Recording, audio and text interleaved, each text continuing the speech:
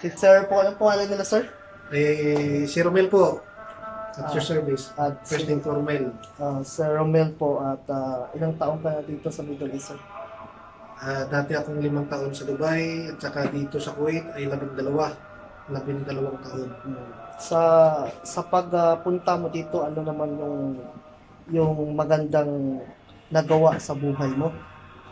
Nagawa sa buhay ko, talaga wala may nagawa maganda sa buhay ko. Tapatan na to Okay, Oo. mga viewers, tapatan na yan. Hindi po lahat na iniisip natin na tumuloy ng abroad ay may pera. Yung iba, meron din na hindi pinalad. May mga pinalad na nakapag-ipon. Pero, depende kasi sa nature ng work. Pero sabihin na natin, in general ito, Opo. na halos na nag-abroad po ay hindi po nakapag-establish o hindi nakapag-ipon. So bakit ano po ang dahilan nun? Ang mga factors kasi ay maaaring pwedeng nagkaroon ng hindi pagsasang-ayon ng employer mo habang nagtatrabaho ka sa kanila, may tinatawag na parang conflict, hindi magandang relasyon ng employer to employee relationship. Tapos pangalawa, yung homesickness mo, hindi mo nalalabanan yung lungkot. Number one yan sa atin. Pag nag-abroad po kayo, tayo, dadalhin natin kailangan ng buong-buong sarili natin. Tama. Hindi lamang po na tibay ng loob. Kasi ang tibay ng loob sa ating lahat ng Pilipino, nandyan na yan. Kailangan pagdating niyo sa isang bansa na pagtatrabahoan ninyo, wag po tayong sobrang kampante. Alamin natin ang mga batas. Kahit magpidos tayo, alamin natin ang batas, especially yung mga labor law. Yes. Kasi yun ang nagpatibay sa experience ko. Una na kinabisado ko dito sa pagdating ko ay hindi yung trabaho ko, kundi yung batas. Dahil Kasi yung iba kasi hindi naman lahat ng mga OFW kampante sila. So pagdating dito, yung iba mapariwala, di ba? Tama?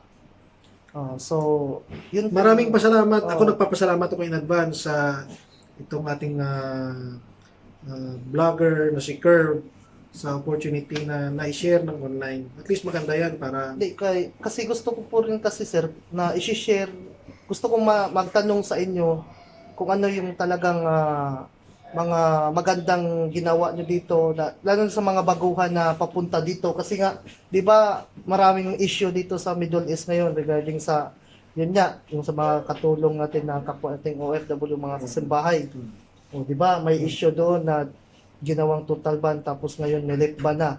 So, ano bang dapat gawin natin nun, sir, para sa mga baguhan na pupunta dito talaga? Nasabi mo nga na dapat hindi kampante, dapat alamin mo na. Kasi before naman pag pumunta dito sa Middle East, may pidos yan, di ba? Pero hindi sapat. Ang pinos ng ating gobyerno, ako ito, no offense po sa ating mga ahensya ng gobyerno. Alam ko naman na gumagawa po sila ng Paraan. mga nararapat Oh, upang mai-address nila ng maayos at mabuti sa departing OFWs natin. okay. Ang pinaka-problema, dahil po meron pong mga kulang. Okay. Dahil unang-una, pwede ang mga presenters or ang mga nandiyan mismo na gumawa ng programa na yan ay hindi mismo naging OFW yung kanilang mismong sarili. Yes. So, ang kaunting suggestion ko po, kung hanggat maaari, magkaroon po kayo ng mga consultations kasi maganda naman talaga yung exchange Yung ng conversation ng Oo. bawat ano, Pag yung nagkaroon tayo ng exchange na napupulsuhan ng gobyerno ang ating mga OFWs, yung mga matagal na nag-abroad, ay makakuha po tayo ng Idea. reliable na solusyon. Oo. Hindi yung haka-haka lang. Oo, kasi alam mo kuya, sa totoo lang, marami na akong mga videos na ginawa tungkol sa mga OFW. So, yun nga, yung iba dito, halos nagko-comment sa aking mga video ay mga kasambahay na rin, mga kapwa OFW kasambahay. So, marami silang mga hinanakit sa ating gobyerno.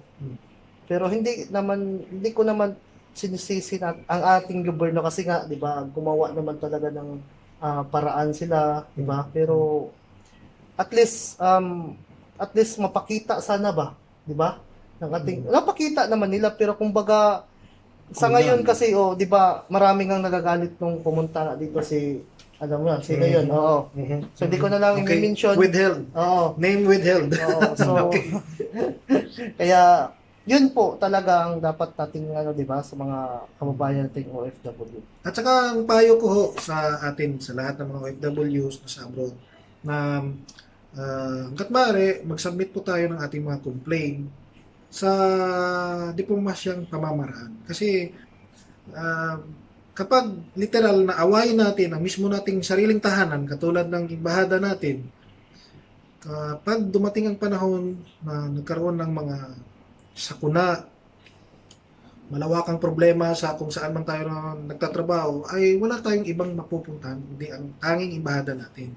So instead na mag-submit tayo ng complaint or any objection sa marahas na pamamaraan, ay lumapit po tayo doon sa kanila. Kasi ako, ganun po yung diplomasyang pamamaraan po natin na kailangan i-address natin sa kanila. Kasi para ma-improve natin yung ating community. Oo. Tsaka yung pagbigay ng solusyon ng nararapat na yung wastong solusyon Oo. para Kasi, sa komento kasi, based sa mga comment sa mga videos ko, yung iba naman kasi, pumunta sila, kuya, doon sa embahada natin dito sa Kuwait. Pero, ang iba daw, hindi daw hindi daw nila solusyonan. sinusolusyonan. Oo. Oo. Iba Okay. po, yung iba, pero hindi ko alam yung iba rin na mga kapwa natin OFW kung ginagawa ba talaga ang tama. Okay. Siguro, kasi alam ko naman, kaya nga isa sa mga bagay na ayaw ko naman sana na pangunahan, no? Kasi ang institusyon ng gobyerno natin ay may sistema yan. Mm. Well, in fact, sa totoo, nangyayari talaga yan. May mga lapses. Okay? Pero yung mga lapses na yan, hindi natin sinisisi o itunuturo sa kanila or kung kahit kanino man. Tama. Ngayon, ang masabi ko lang na ang ating embahada, unang-una, ino-authenticate yan kung ang balitang sinusumiti sa kanila ay totoo o hindi. Kasi marami pong nangyayari na yung mga kababayan natin may mga personal na dahilan na gustong umalis sa kanilang amo at lumipat sa iba. Yung embahada, kapag na-authenticate na nila na ang sinubmit na balita or report ay totoo, ay nag-a-action talaga yon. Pero sa dami-dami ng statistics na ito based to na yung iba may personal na mga dahilan na gusto lang umalis sa kanilang pinagtatrabahuan dahil sa mga personal, may mga relasyon, may mga karelasyon o di kaya mga... So, siyempre hindi naman sila pwedeng mag-confess na sabihin nila na ganyan ang tunay na pakay.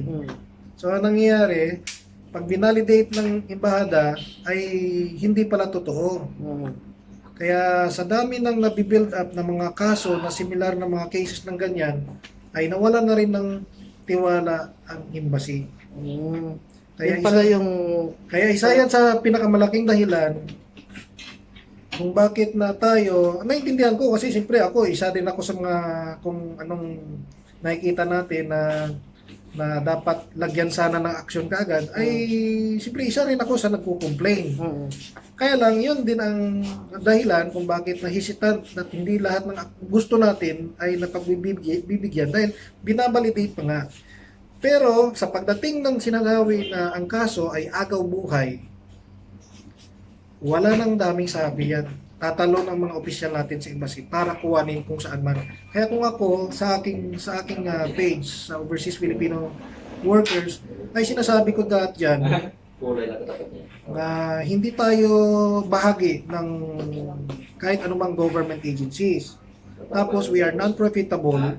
Hindi po tayo kumukolekta o nagsusulisit ng kahit anumang donasyon. Number 3 is we are non-partisan or hindi tayo bias kung sino mga political parties na in-endorse natin. Wala tayong ganyan. So ano tayo? Fair tayo talaga. Lahat tayo open tayo para sa OFW lang.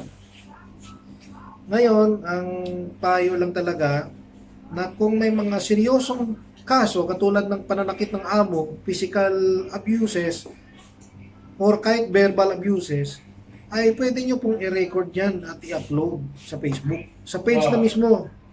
Yung mga abuses Oo. ng mga ano, di ba?